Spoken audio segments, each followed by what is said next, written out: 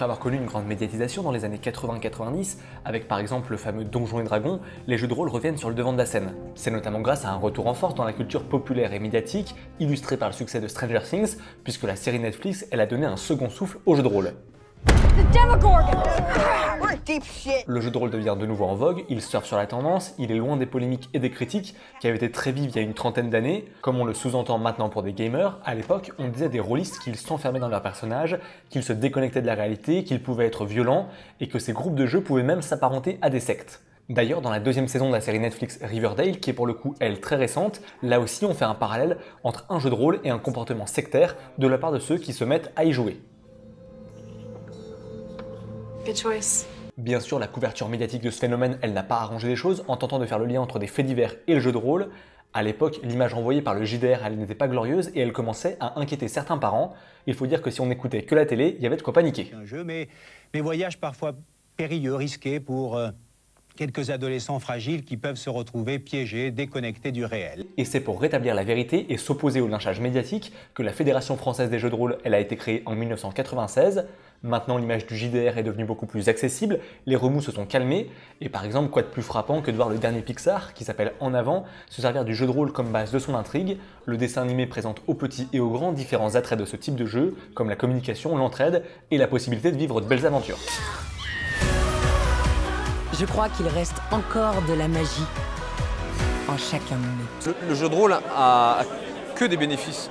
Moi, c'est le jeu de rôle qui m'a permis d'être romancier aujourd'hui. C'est ce qui m'a appris à structurer mes récits, à scénariser, à construire une histoire, à donner de l'importance parfois à des personnages extrêmement secondaires, à faire vivre tous les personnages et à donner la parole à chacun, à gérer un timing, à apprendre ce que c'est que le rythme dans une histoire.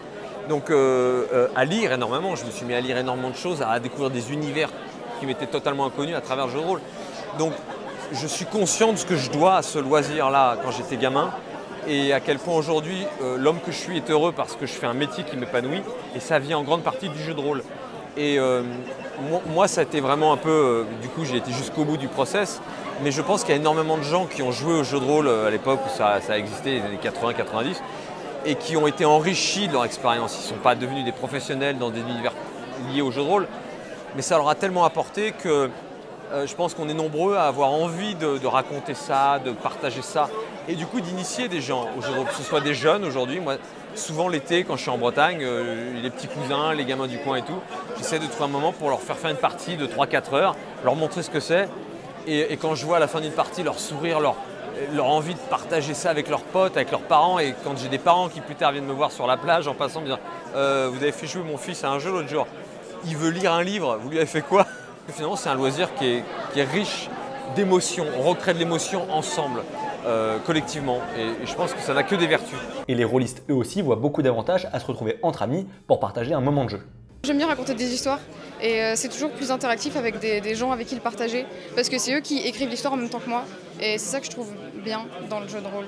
Le côté changer complètement d'univers et interpréter un personnage qui a vraiment aucun rapport.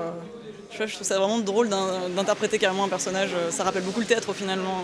J'aime bien le côté un peu, toute action que tu fais a des conséquences à la fin. C'est fort de tout cet environnement médiatique et culturel que le jeu de rôle s'offre une très belle vitrine en ce moment sur le web par l'intermédiaire d'une nouvelle tendance qu'on appelle l'actual play. Le principe est simple, on filme une partie de jeu de rôle et on la publie en ligne. La référence, c'est la chaîne américaine Critical Role qui a quand même plus de 800 000 abonnés et des centaines de milliers de vues à chaque vidéo alors que les parties durent souvent plus de 4 heures. Et en France, c'est Roll & Play qui tente d'occuper ce créneau. La chaîne, elle a été créée par Black Book, une maison d'édition spécialisée dans les jeux de rôle justement.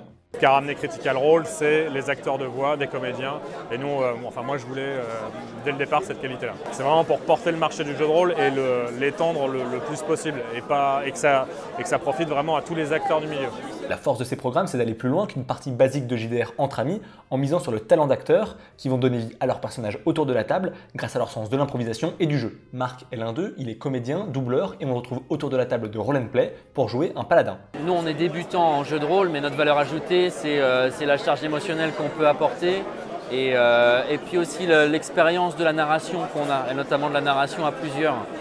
Il y a des joueurs qui nous font cette remarque. En termes d'écoute, souvent a priori sur des tables de jeu de rôle, la parole est souvent des fois un peu brouillée. Nous, on a l'habitude de beaucoup s'écouter, de savoir quand une idée est bonne, donc on laisse l'autre partir, on rebondit dessus. notre idée qu'on avait, on se la garde de côté pour plus tard ou on l'oublie, tant pis, c'est pas grave. Ouais, on a cette valeur ajoutée là. Qu'est-ce que ça apporte en tant qu'acting?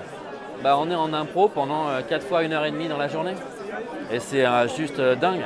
Au final, on aura mené un personnage pendant 120, 150 heures dans un univers en faisant plein de choix comme ça, très rapidement, de direction. Est-ce qu'on le rend un peu mauvais? Est-ce qu'on reste fidèle à nos points de départ et à nos valeurs de départ? C'est hyper intéressant et c'est enivrant presque à vivre de l'intérieur. Le romancier Maxime Chatham a accepté de parrainer l'émission de Black Book. Il y fait quelques apparitions ponctuelles.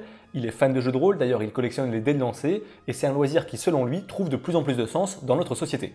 Le jeu de rôle, ça correspond à des besoins essentiels, c'est-à-dire du ludisme, du partage, de la cohésion. On n'est pas sur un écran, même quand on fait des jeux à plusieurs, mais c'est du virtuel sur les jeux vidéo.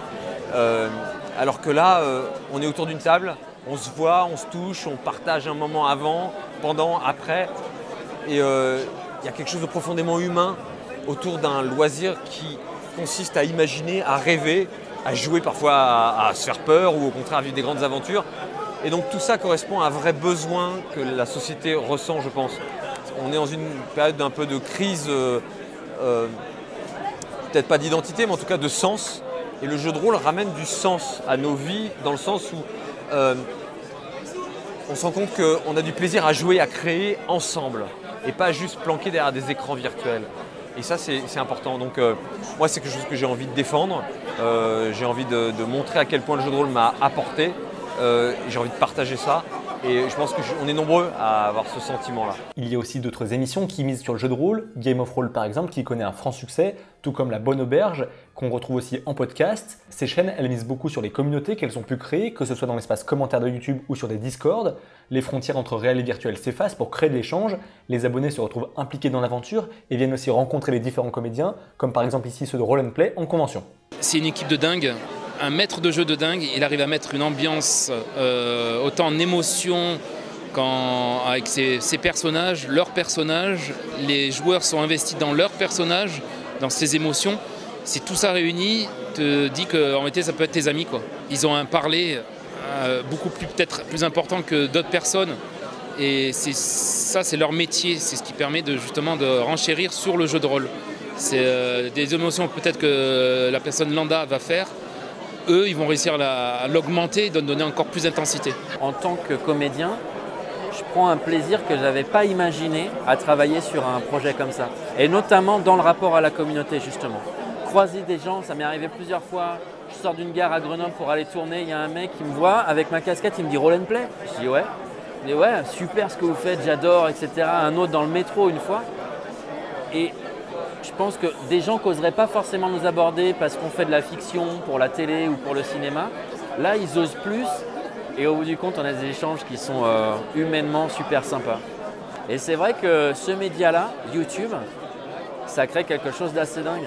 Parce qu'en plus de ça, on peut se parler, quoi. Quand une fiction est diffusée en télé, les gens ne nous connaissent pas, ils ne nous parlent pas. Là, l'épisode, il est diffusé dans l'heure qui suit. On peut commencer à papoter avec les fans hardcore de la fanbase qui sont là dès la première heure de diffusion et qui commencent déjà à commenter. Et ça, c'est un rapport qui est très enrichissant, je trouve. Je me mets à la place en tant que spectateur, ça doit être enrichissant de pouvoir vivre ça avec les gens qu'on voit dans l'écran. Et nous, en tant qu'acteurs, c'est enrichissant d'avoir un lien avec la communauté, d'avoir des rendez-vous. Regarde, Mathieu, ça fait ça, c'est incroyable. On a échangé. Il m'a montré ce qu'il voulait faire et moi, ça me touche, ça m'émeut vachement de recevoir ça, un personnage comme ça. Il y a un autre joueur tout à l'heure qui me dit qu'il joue mon personnage, mais lui, il a décidé que c'est un paladin du côté obscur. Donc, il le joue à l'inverse de moi. Mais je trouve ça dingue qu'aujourd'hui, il y a des gens qui jouent avec un personnage que moi, j'ai imaginé. Ça apporte vraiment une valeur immense au travail qu'on fait, je trouve.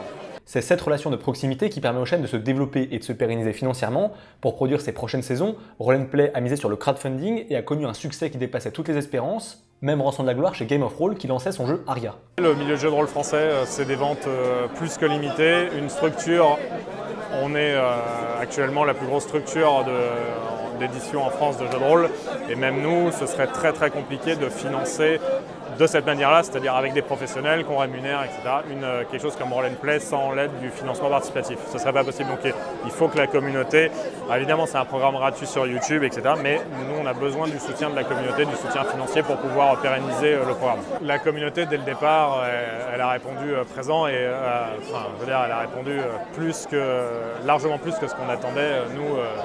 Dans nos estimations hautes à l'époque, en sachant que du coup Black Book était prêt à faire l'effort financier nécessaire derrière pour compléter, dans nos estimations hautes l'année dernière, on était je pense aux alentours des 40 000 €. Et on a fait 170 000 sur la première année. Voilà. Mais le succès numérique du jeu de rôle, il est en train de dépasser les simples frontières de Twitch ou de YouTube. Des entreprises s'y intéressent de près, certaines font appel à des maîtres de jeu pour mettre en place des petites parties, pour développer la communication, le team building entre collègues de travail. Le journal Le Figaro propose lui aussi depuis maintenant quelques mois des parties de jeux de rôle qui sont diffusées en live. En dehors du simple univers médiéval qui est souvent privilégié par les roleplays, le média espère lui en créer un pour parler de politique. Ça va être l'occasion de toucher un nouveau public et d'informer les spectateurs de manière ludique et d'une manière totalement inédite. Admettons que vous jouiez un candidat au municipal, quelle serait votre réaction si des vidéos intimes de vous venaient à être divulguées? C'est à vous, les dés sont jetés.